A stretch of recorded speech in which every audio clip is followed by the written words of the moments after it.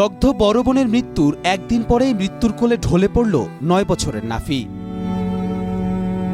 ঢাকা মহানগরের milestone school and কলেজে বাংলাদেশ বিমান বাহিনীর প্রশিক্ষণ যুদ্ধবিমান বিধ্বস্তের মর্মান্তিক ঘটনায় প্রাণ গেল আরও এক শিশুর। আগুনে গুরুতর দগ্ধ ৯ বছরের শিশু আরিয়ান আশরাফ নাফি ২৩ জুলাই দিবাগত রাত ১২টা ১৫ মিনিটে ঢামেকের বার্ন ইনস্টিটিউটের আইসিইউতে চিকিৎসাধীন অবস্থায় শেষ নিঃশ্বাস ত্যাগ করে।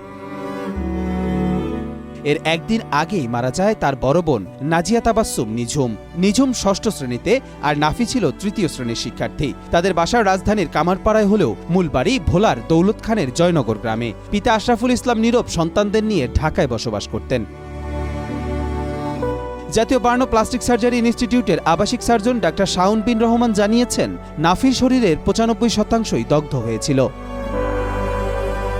এই মৃত্যু শুধু পরিসংখ্যান নয়, এক পরিবারের দুটি কোমল প্রাণের একসাথে নিভে যাওয়ার হাহাকার। শিশু নিঝুম ও নাফির চলে যাওয়া যেন গোটা জাতিকে স্তব্ধ করে দিয়েছে। জয়নগরে এখন শুধু কান্নার রোল। হারানো ২ সন্তানকে নিয়ে শোকে বিহ্বল পরিবার। কবির চৌধুরী, জয়, মাই টিভি।